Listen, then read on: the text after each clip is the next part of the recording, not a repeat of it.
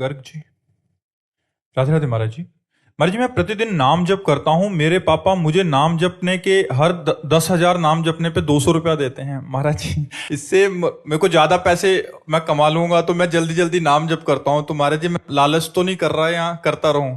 बहुत धन्यवाद। और आपके पिताजी को भी धन्यवाद जो आप अपने बच्चों को सत्मार्ग में लगाने के लिए ऐसा दुलार करते हैं, प्रलोभन करते हैं। हर माता पिता को ऐसा ही करना चाहिए कि आज हम तुमको आइसक्रीम पवाएंगे, तुम बैठ करके 1000 राधा नाम जप करो।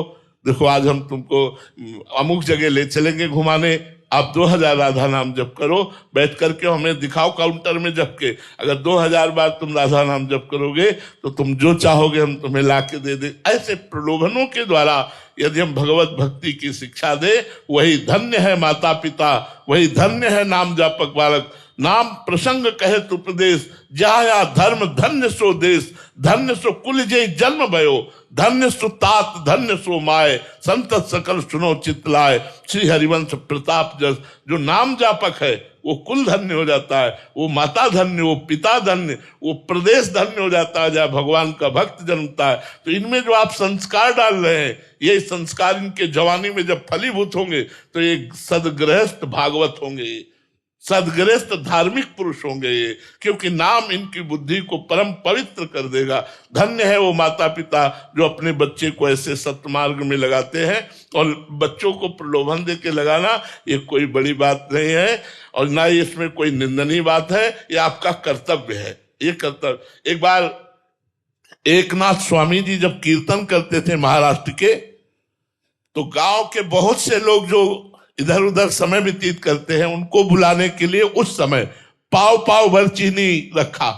जो कीर्तन में 1 घंटे आकर बैठेगा उसे पाव भर चीनी देंगे। अब भीड़ लगने लगी, खूब जय राम कृष्ण हरि, जय राम कृष्ण हरि, सब नाचते। तो किसी ने कहा कि आप प्रलोभन देते हैं।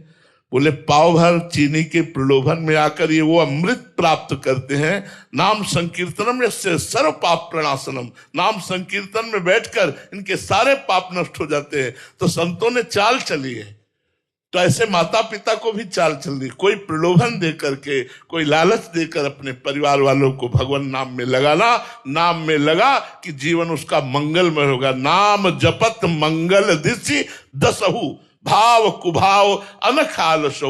भाव से, कुभाव से, अनख से, आलस्य से कैसे भी नाम जप करे उसका 10 दिशाओं में मंगल ही होता है। बहुत सुंदर, बहुत अच्छा लगा।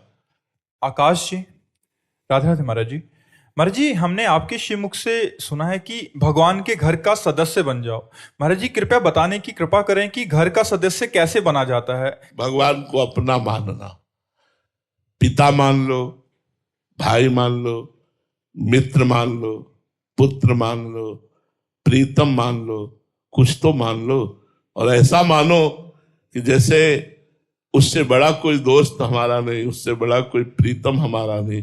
कुछ तो प्रभु को अपना मान लो। सांसारिक जैसे प्रेम करते हो ऐसे एक हिस्से में प्रेम तो प्रभु को दे दो। एक हिस्सा मानकर प्रभु मेरे पिता है, तो जैसे हम पिता से बात करते हैं वैसे हर समय में याद होना चाहिए। हम अपने पिता को कभी याद नहीं करते हो, कभी भूलते नहीं। दोनों बातें, पिताश्री जप नहीं करते पर कभी भूलते नहीं कि मेरा पिता कौन है। स्वप्न में भी हमें अगर दिखाया जाएगा तो लाखों लोगों के लोग बीच में हम अपने पिता को बिना प्रयास के पहचान लेंगे। क्यों? हमारा संबंध है, हमारे पिता हैं, हमारे दोस्त हैं, हमारे प्रीतम हैं, हमारे स्वामी हैं, हमारे सखा हैं। हम भगवान से कोई एक अपना संबंध मान ले और उसी संबंध को बार बार चिंतन करें तो भगवान से अपनापन हो जाएगा। अपनापन हो जाने का होता है घर के हो जाना। अपनापन भगवान से, मेरे भगवान, मेरी प्रियाजू, मेरे लालजू, मेरे प्रीतम, मेरे स्वामी, मेरे सखा, मेरे जीवन सर्वस्व। तुम्हें माता च पिता, तुम्हें बंधुश्च सखा, तुम्हें विद्या द्रविणं, तुम्हें सर्वम मम देव देव। आप ही सब कुछ मेरे हो।